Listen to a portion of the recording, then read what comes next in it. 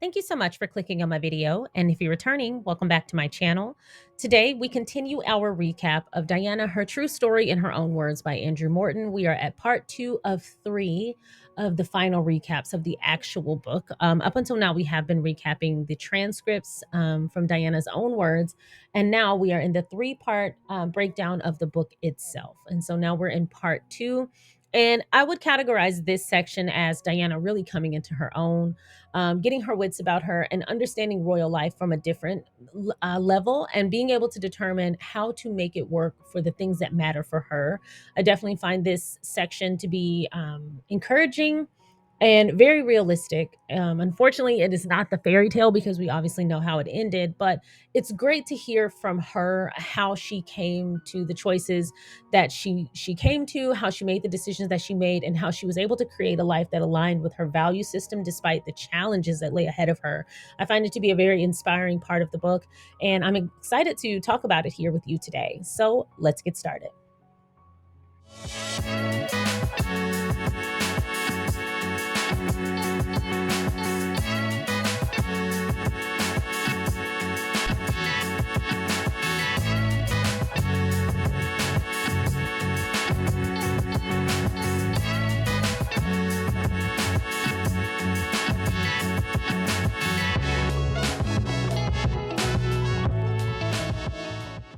Once again, thank you so much for clicking on my video. If you have not already, feel free to go ahead and like this video, subscribe to my channel, and turn on that notification bell. If you are already a member, thank you so much for supporting the channel. To the friend circle, the Patreon members, and I'm going to curtsy to the royal court. Thank you for all that you do and for all of your support.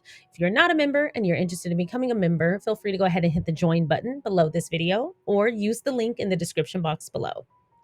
So today, we are actually going to talk about Diana coming into her own during her time with the royal family. Now, this is the part of the book that we really haven't talked about much because the transcripts mostly focused on more of the scandalous aspects of her revelations, and rightfully so, because it took a lot of that commentary to dispel this fairy tale narrative or the scapegoat narrative that we had seen in the tabloids at that time. And so now we finally get to kind of the other side necessarily. Now, the book doesn't cover the divorce because at the time that the book was written, they had yet to divorce.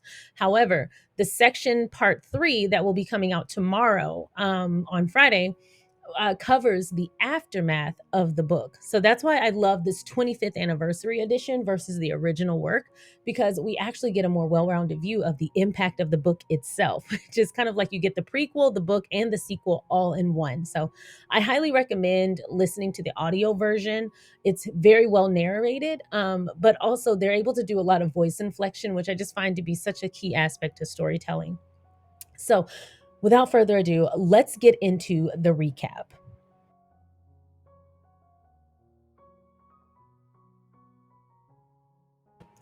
So we open up this section with Diana giving a little bit more insight regarding her role in Andrew and Fergie getting together. It is often shared that Diana played matchmaker because she and Fergie were friends. Fergie's father worked for Prince Charles, and Diana had begun to lean on her as an ally within the ranks when she was feeling very isolated, particularly when she was pregnant with Prince William. And so it's often thought that Diana was Fergie's segue into the royal family, and that's only partially true. Diana invited Fergie as well as another friend to a royal event, and it just so happens that Fergie was seated next to Prince Andrew and they hit it off. And it was actually a surprise to everyone because both of them had previously been linked to long-term partners. However, 8 months after this initial meeting, they were engaged. Another point that Diana clarifies is yes, by hanging out with Diana, Fergie did have more access to Andrew, but that was only after that initial meeting. And that was because he wanted to see more of her and she wanted to see more of him. She actually didn't even notice at the dinner that they were hitting it off because she had concerns of her own for other unrelated issues. So she was in her own world talking to the guests seated next to her. She didn't even realize they were hitting it off until afterwards. And so that's often a common misconception that Diana is the person who introduced Fergie to Andrew. And it actually just happened to be a coincidence because they were seated next to each other at an event that Diana invited Fergie to. But One of the positives that came out of Diana and Fergie already being friends when Fergie met Andrew was that not only did Diana now have a close friend in close proximity going through this whole situation with her, but she was able to offer Fergie the segue into the royal family and the essential orientation into the family that was never offered to her. She got Fergie up to speed, the likes, the dislikes, the do's, the don'ts, and she really aided her in that first year of her being in the royal family. And it's greatly because of this, that Fergie hit it off with every member of the royal family right off the bat.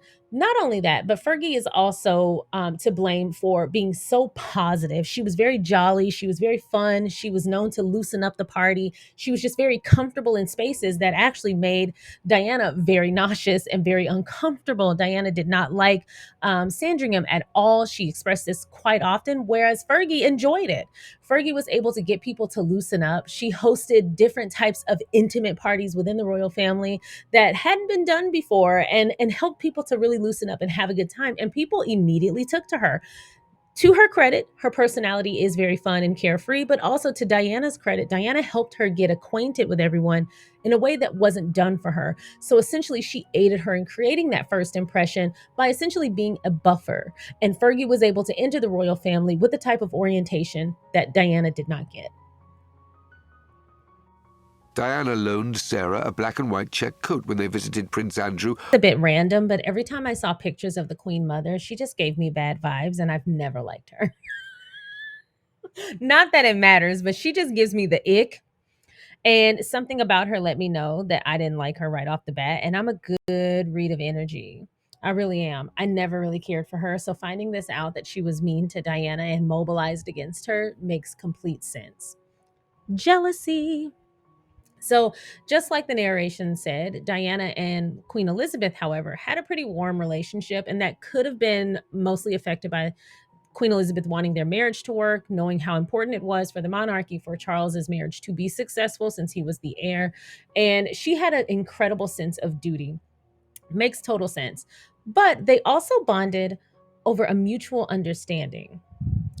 So it's said in the book that the early 1990s brought in a new era for Diana and Queen Elizabeth II. And while they had always been cordial and warm, now they were more in alignment than ever before. And this aided in them being able to be a lot more comfortable around one another. This was evident by private conversations that they had when the Queen actually shared Diana's concerns for Charles's lack of focus, erratic behavior, culminating in their concern for his ability to actually do the job when the time came. And when the Queen let it be known that she had no plans of stepping down early and planned to fulfill her term as Queen until the end of her life, Charles had private conversations with Diana at his disappointment at this, and it was in those private conversations that Diana stood by the Queen and affirmed her decision and her choice. This did nothing to help the burgeoning gap between them. But Diana was held in her marriage by a strong sense of duty as well, but also a desire to not let the Queen down, a promise that she made on her wedding day. So it was because of this that when Diana considered divorce, she understood the great weight that it would bring on everything around her. And she also saw how courtiers and people who were affiliated with the royal family immediately turned against Sarah Ferguson. And this put a lot of fear in Diana. Charles also told friends that his role as the future monarch made divorce nearly impossible. So they were both considering the same option, but they both understood what it would do to their family and their individual paths. Diana did begin feeling impatient with her role in the royal family, and it began to show. She grew indifferent to Charles and Camilla's relationship, finding more purpose in her impact and championing the people rather than focusing on her own indulgences or her pain. Diana spent time independently learning about psychology and mental health, and she was known for saying that she respected people who put to use their action and their work rather than pontificating. She began studying, empowering herself to speak up and speak out on matters of policy and political science, building her confidence, but also changing the dynamic between herself, the public, her peers, but most of all, the royal family. She changed the way the job of a princess is conducted to this very day, no longer being revered for only her appearance and fashion, but by the actual work, the treatment of her people, and her impact. Diana saw her time as Princess of Wales as a duty and not as a luxury. When interviewed for the biography, her friend James Gilby went on to say, "She will not be happy until she breaks away." And this is where part 2 leaves us. Now, tomorrow, when we get into part 3, we will actually be talking about the aftermath. And that's why I wanted to leave this review on James Gilby's words. Because she did find an ounce of that freedom. And when she broke away, although it wasn't an easy path, it was absolutely fulfilling. And this is when we saw the Diana that's remembered today. But we got to wait. So part 3 is going to be tomorrow. And that will conclude Diana, Her True Story in Her Own Words by Andrew Morton, and our recap of it. But don't fret, my pet. We have more coming next week when I have a special breakdown of something that is related to this interview and this book. But we got to wait till next week. So if you have not already, please feel free to leave me your comments in the live chat and then also your comments in the comment section. And I would ask, if you enjoyed this recap, to please go ahead and hit that thumbs up button to like the video. Let the algorithm know you like it. And also, if you haven't, subscribe, hit that join button to become a member, or use the link in the description box to see what we're doing over on Patreon. Once again, this is my recap of Diana, Her True Story in Her Own Words by Andrew Morton. And this is available everywhere books are sold, but I actually have the audio version, and it is the one that I champion and stand by. Thank you so much for watching and listening. If you haven't already, go ahead and like the video, and I will see you next time. Bye.